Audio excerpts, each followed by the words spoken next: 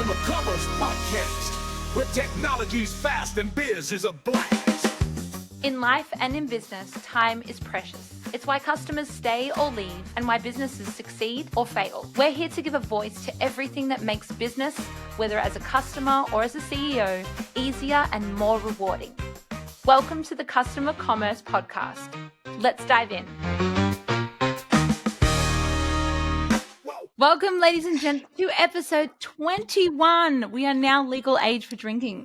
21 today, 21 today. The Customer Commerce Podcast. We are bringing you tips, tricks, wisdom, stories, lots of laughs as well to help your business ventures and bring you all the fun of business. I'm Jess, your host, and joined with me are the Customer Commerce Blues Brothers. I feel like we just need matching sunglasses for you both. And we have David Breyer, the skydiver of branding. And then we have the bungee jumper. Oh God, Michael. Michael just put on these Matrix style. So he's now the Neo. He's the Neo of. You're on mute, remember, Michael? I was just saying the lights are so blinding. Yeah, I mean those are like what do you call that material that has the what's that material for the glasses? I don't know, reflective. Mylar. They give me Matrix vibes. Definitely. Matrix vibes. Yeah. We're going to give you some trending topics from the last few months of 2024. And we had a bunch last week and we have a bunch this week. So I want to get right into it. We've got the yikes and yays of e-commerce. And the first one that I was blown away by is Warby Parker's virtual try-on feature. So they're a glasses, or I should say eyewear company. I went looking through their website. And obviously people buying reading glasses and I don't know what other type of glasses because I don't wear glasses. But they have a virtual try-on. And so you click, and it's very easy to use too. You simply go through their selection of products and all you have to do is the one that you like. You know how they have like the little love heart favorite button on one corner? The other corner allows you to virtually try on the glasses. So you click on that button. You have to accept the camera. And you're literally able to see the glasses that you want to try on your face. And it's not done in a cheesy kind of tacky way. You can move your face from left to right and see how it actually looks, you know, with the features of your face. And I think that's freaking brilliant. And I want to It's very cool. It's very cool, but I have one question. Usually when you go to a place like Warby Parker or someplace like that, oftentimes, especially if they're up more higher scale, they'll have like some coffee or some beverage or some water. Do they have a way to get virtually hydrated or have some virtual coffee through the site as well? That's the one technical question I had to ask right out of the gate because I think it's a very important point. David. You will never be satisfied. Yes, yes, Michael. Yes, Michael. No, Michael had a question. Yes, Michael. No, that did not have a question mark at the end of it. It was a exclamation mark. No, that was more one of those like, David. Behave. Look, I'm sure in the near future something. Look, at some point, you know, with replicators and everything, but that opens up an interesting thing. If you can just replicate any object, why would you shop? Exactly. Yeah, that's a interesting problem. But look, back to Warby, you know, fantastic work. It takes a lot of work to push the envelope of a commerce platform like that. And at the end of the day, anything you can do to make it easier for someone to give you money on your website, you should do that. You know, it's like a fundamental law of finance. Make it easy for people to give you money. And it really speaks to, you know, one of the other things that this might have an unintended consequence on, or maybe it is intended, I would posit that their return rate's going to go down. Because 100%. The person's put them on and tried them, you know, and can see and visualize it and go from there. So that could, you know, drop it down. Yeah, and Yeah. and to add on that, because they not only have that feature, but they also have the home try-on program. So they will send you 5 different frames that you want to choose for free, have them shipped to your house. So now you have, obviously there's try-on virtually, which is great. But if you're someone that actually wants to do the actual physical try-on, they will ship it to your house for free. You can try it on and then decide which one you like and then pay for that. And to me, I think that's it's like really interesting, that sort of program, because they ship it to you for free.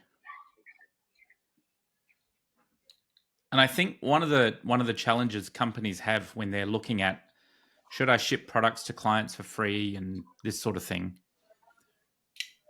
you can definitely do it, but you need to make sure that your revenue base supports having that additional expense.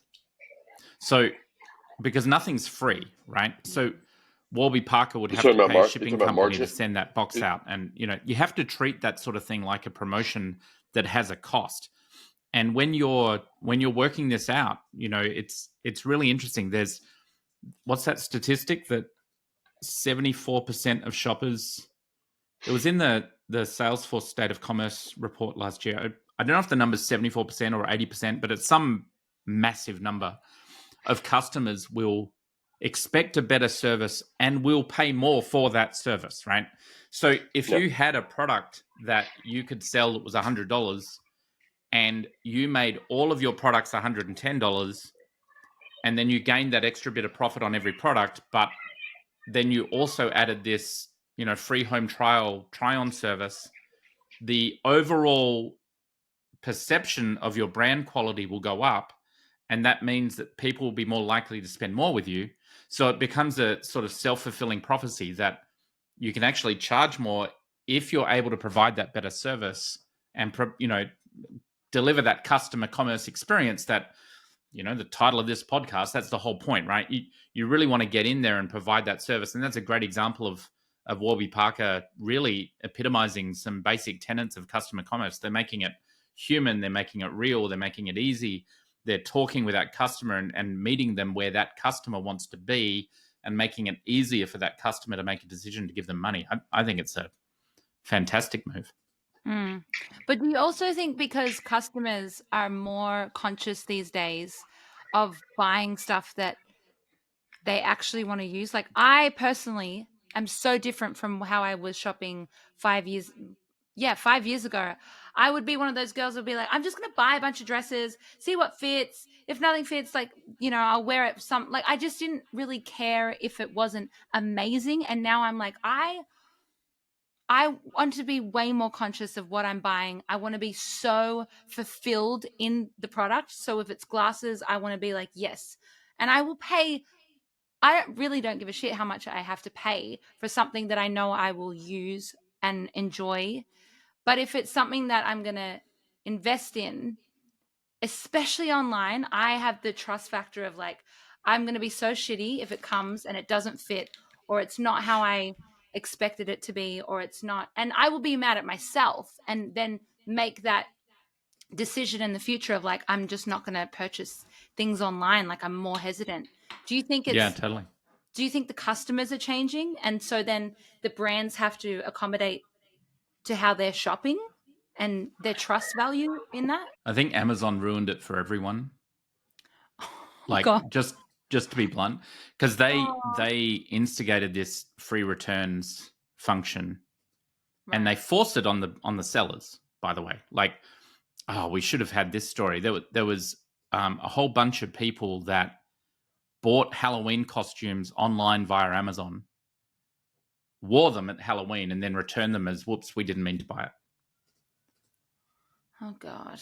Right? And Amazon treats that return as the same as buying the wrong pair of shoes. And it's obviously not. Like, they bought it the week before Halloween, they're returning it the week after Halloween. Really? Like, that's why we can't have nice things, people doing this. But the problem is that the sellers don't get any especially on platforms like Amazon, you are forced to accept that refund. Like, there is no dispute process, or, I mean, maybe there is, but it's basically, effectively, there's no dispute process of merit. So that means, when you go to Halloween stores in person and you go to buy a costume, it will actually say there are no returns on this costume. Like, you are buying it the week before Halloween. There are no returns on this costume. You buy it or not, right? And I think this is sort of a long answer to your question. I think this culture of you can always return whatever you buy online, sure, that's good, and should be the case. But having everything be able to be free returned, I think there's been quite a lot of news articles and press around the damage to the just culture and environment on this. Like, the amount of money being spent in jet fuel, bringing all the returns back. I think the next generation of shoppers is being a lot more aware of that, which I think is fantastic. Same. And there's also the social cost on the seller. It's they're providing a service, and if all these products just keep coming back for no real reason except someone's trying to game the system, then the seller's going to have to keep increasing the price to cover the costs, or they're going to go out of business. So it is an existential problem in the e-commerce space, is how you deal with returns and how do you actually handle that. And yes, I think people are being more careful about what they buy. I'm very similar. I mean, factually, there isn't really anything I can't buy if I need it online. It's I'm in a very, very fortunate and happy position to have enough income to be able to do that. I'm not having to really find the best deal. I'm going to go for the thing that I really think is what I need. And quite often I'll put off a purchase for months because I'm like, yeah, do I really need it? Yeah, not really. And then I won't. And this, I think, is starting to permeate the culture a little bit. I mean, David, I'd be interested to hear what you think on that. What's interesting to me is that you take a look at the model of Warby Parker. I think they basically, their entire model is based on the factor of the odds of you getting exactly what you want, one for one, is low. Hence them having the whole system that they have with, okay, you can order 5 different, pairs and see which one or two you like. So, that's all built into their cost of acquisition in terms of what is the cost to actually get a sale, get a customer. Now they've made it, gone from the analog to actually the digital equivalent, which is very, very cool. The technology, Jess and I were checking it out a little bit earlier. And I was like, it's advanced quite a bit. I've seen this advanced over the last probably 5 years. It's gone from really hokey to now it's like, whoa, that's pretty impressive. So, and I think it's going to minimize. But it's part of the culture of knowing that I think we live in a sort of, I'll know it there's a little bit that I'll know it when I see it kind of deal. It's a little finickiness. And I think businesses have just come to accept that as that's how people buy. That's how people actually, how they purchase and do the various things that they do. So that's basically what I see. But I like the advice, Michael, that you were giving before on businesses, I guess, looking at that and having to, if they have to increase the price so that they can still give that service without them losing, because otherwise there's no point. Like, that becomes the win-win situation, as opposed to like, oh, well, let's just be propitiative. And look, at the end of the day, the reason the free market economy works is people are offering services at a price that someone wants to buy, and that drives efficiencies in the system. If you as a business are not making money selling your things sufficient to exceed your expenses, well, that's like the primary problem of business, right? If you aren't making more money than you're spending, then you don't have a business, you have a charity. And you have a bad charity at that, because you're still going to go out of business, right? So business owners, I think, should take a step back sometimes if they're feeling like they're getting into these shipping costs are getting crazy, or I'm not making enough money. I would take a look at, well, what are you competing on? And you never want to compete only on price. You can have a price component to your competition, but you should be competing on what problems do you help someone manage, what part of their life do you make better, your customer relationship. Like that's what you should be competing on. And if you're a small business or you're a online business or an in-store person and you're trying to embrace these ideas of customer commerce and really build that customer relationship, I'd take a look at that and just say, well, how could we shift our product up in quality? And what I mean by that is not necessarily like say you sell, I don't know, kids bracelets, right? You don't necessarily want to shift to become Prada level bracelets, right? I mean, if that's what you want to do and create this market for $5,000 toddler bracelets, then all power to you. Please don't. But I'm sure there's a company there.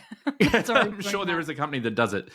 But there's a lot of things that you could do that would be interesting. Like you could change the way that you send your packaging out. You could include promotions that encourage people to, share action shots of the bracelet on the wrist, or, you could turn it into a bit of a game or a different type of bracelet, and you need to collect them all into a set of bracelets. These sorts of things where add something to that transaction. Like, I think that's sort of the key tenet of customer commerce, is that all of the existing stuff has become a transaction and it's all focused on the money. That's what online e-commerce is about these days. What we're proposing with customer commerce is shift it more to being human and creating that relationship and working out how you can add something to it that makes it more than just a transaction, that makes it something that the person can emotionally invest into. And yeah, I think that's the go. Beautiful. Awesome. So then the next one I wanted to bring up was more of the yikes. We did the yay to Warby Parker. Good job. The yikes is, I don't know if either of you have heard of this concept, but it's called dupe culture. Yeah. So dupe is a how do you call it? A deceived fake trick, right? And so a dupe, a lot of the Gen Z and most millennials would know this. It's basically a replica of a product that is high end, but the dupe is sold much cheaper and it's the same, quote unquote. So this is going crazy in the beauty industry, specifically with makeup. And one company, a Sydney-based company, which is blown up, called Emco Beauty, is they blew up on TikTok. They had dupes, which is what they're called, of makeup brands from NARS, Charlotte Tilbury. Oh my gosh, like I can't even think of all the but basically any high-end brand that you're paying $150 for a foundation or a mascara, they are selling the same, and it looks basically the same. You would think it's the same, except if you look closely, it's a different name, for less than half the price. So I want to talk about that because I want to, one, talk about the rightness and wrongness of it, how they're getting away with it, and what does that mean because it's selling out. It's not like people are outraged. I mean, people are outraged, but people are buying it. I mean, this is a tale as old as time, right? And I think the beauty industry. Oh, I'm going to get shot for this. The beauty industry and the makeup industry and the perfume industry sell their products for a lot more than they cost to make. Let me communicate it that way. And I'm not talking like a 20% margin. Like we're talking hundreds of times their cost to make. That's hard. Thousands. I'm literally the victim of this thing because I just go, no, that's what the for brand sure is. The brand for sure. But it's like, Coca-Cola as a great example. A can of Coca-Cola does not cost a large percentage of the $2.50 that you're going to spend when you buy it, right? The cost is in the delivery, the stocking, the shipping, all of that, right? I heard this crazy metric that there are more places to buy Coca-Cola in the state of Victoria than there are physical stores. It's just like just incredible data. This is many years ago. I don't know if it's still true, but Coca-Cola is a shipping company primarily. That's where they make their money. They're a distribution company, just like McDonald's is a real estate business. But this problem with beauty products is that you buy a, Chanel number 5 and you're spending however many thousands of dollars for this bottle of perfume that maybe cost $50, but you're not buying, and I'm talking about the crystal glass bottle and the putting it in the store. You're not buying the perfume, right? The perfume is just a chemical. That chemical could be replicated by anyone and call it the Chanel number 5, and you could sell it, right? The thing you're buying, though, is a perception of quality and a perception of this is going to make me better. And I don't know, there's something to be said about you shouldn't just be copying someone else's brand and beingness, and it takes a lot of work to build all of that and to create all of that. Yeah. But why are the customers going to the dupes? Well, that's the point of like, are we changing in the way we shop? Are we getting less focused on the obsession of the celebrity? I want to buy the same perfume as. I think a lot of people are getting jaded on it. Absolutely. But that's also happened throughout history, right? This is not a new thing. There was a tulip craze where tulips were the thing that everyone purchased in Holland, and a tulip went to equivalent dollars, thousands of dollars, and there was a whole stock market around tulips several hundred years ago, and you had to buy the right tulip, and the tulip only lasted, a week, and any person who's never heard of that should go and read about it. It all comes down to perceived value, right? I can guarantee that Chanel, Louis Vuitton's been fighting this for decades. They produce bags with the LV logo, clear trademark violation bags, but then others will produce bags that have an LW on it, and from a distance it sort of looks like LV. Yeah. Is Louis Vuitton going out of business? No. Why? Because they've still managed to keep that differentiation and price and perceived quality, even though, honestly, there's probably not a lot of quality difference between the two. Yeah. There might be a little bit. I don't know. I'm not a big Louis Vuitton bag shopper. I couldn't really give you an empirical answer on that. But the chances are they're probably very similar in terms of like build quality.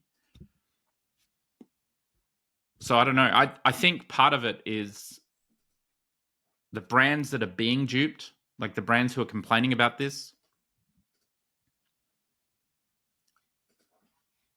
There's two actions you can take. You can either complain about it or do something effective about it.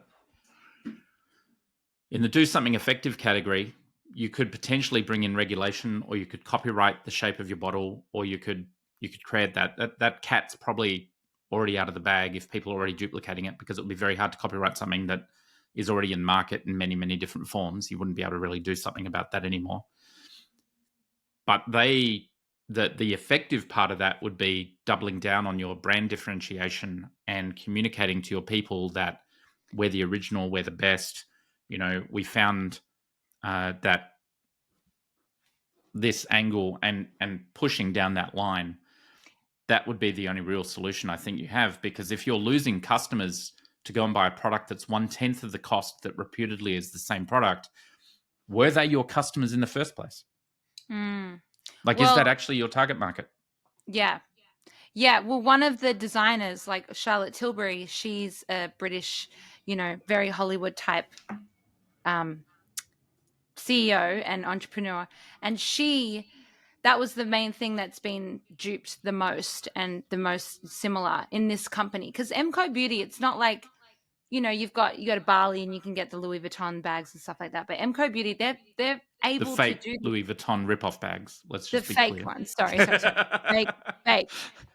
But this MCO Beauty, they're able to sell these products in Big W and Woolworths. It's like they're making a lot of bank from that. So it's not Yeah. kind of these little stalls. Anyway, Charlotte Tilbury posted on her social media and it went viral. And I think it's the best comeback, or, you know, I think the smartest thing to do as a brand owner is to address it and not, you know, address the elephant in the room. And she put a reel out. Basically, the message was like, legends cannot be copied. So Right. it just Exactly. reinstates of like, she's still, I want to buy products from her, even though. Yeah. And exactly. And that is taking it the right way. And the other thing is that, what is it? Copying or plagiarism is the highest form of flattery. So you know you've got something, you know you've got it in market. Now double down on it. We are the original. We are the best. That's why we built it, and just lean into that brand. I think, you know, David, maybe on that branding side and that maintaining that differentiation would be a good thing to sort of wrap up here on. How would you approach that from a branding point of view? I mean, what she did sounds fantastic. Legends can't be copied. I mean, I think that's part of it. And I think it's also the factor of like, I would just lean into it and I'd say we're really flattered that others, you know, copy us and imitate us and impersonate us. And here are the top 10 reasons we have found people actually do, because we use blah, blah, blah, blah, blah. I mean, I embrace it. It's kind of like, you know, there's quirks about certain brands. And I think that there was a great ad from Porsche years ago, such as you know, you kind of look at certain cultural habits. And one thing, it was a great ad that said something like, the headline said something like, you know, some cars end up in the the junkyard. Some cars end up in the junkyard. Others end up in museums. You know, so it's kind of like you recognize, you look at cultural trends and you sort of embrace that, and you go, you know, okay, you know what? Hey, the fact, and there was even the Mini, when the Mini was really popular, probably 18 years ago or so in the US, there was a whole campaign about, and it was a complete prank, but it actually punched up the absurdity of imitation and plagiarism. And they said, don't settle for counterfeit Minis.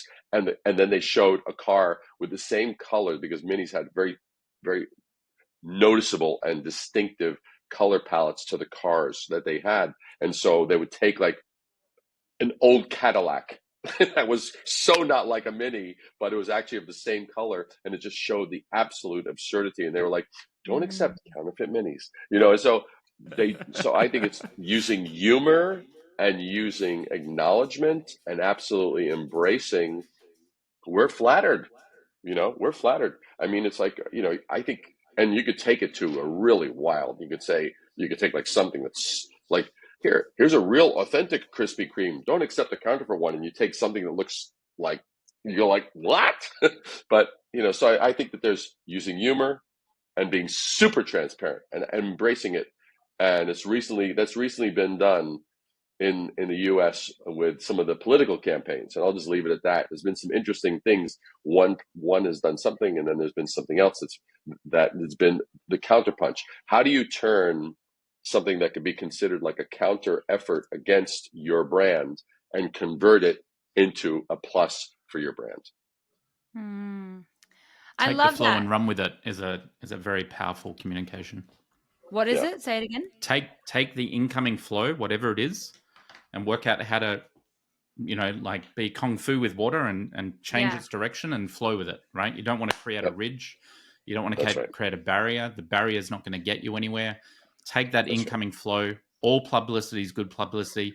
People are out there talking about your brand, how other people are copying it and selling it for much less, reputedly being the same. That's like amazing advertising and amazing marketing. Lean into it and create it. Yeah, if anything, you can just use that. That's like more content to use for your business. Free marketing. That's right. Love it, guys. All right. Thank you. Thank you so much. We'll be with you next week for more trending topics. See you. Bye. Bye, everyone. Ciao. Thanks for joining us today. We hope you had an awesome time, leaving you with ideas on how to improve your business and wow customers. If you'd like to leave a real customer's story, head to the link in our show notes and cuss away. Love the show? Please subscribe and leave a review, because that enables us to help more businesses in building real relationships with customers and grow more rapidly. See you next time.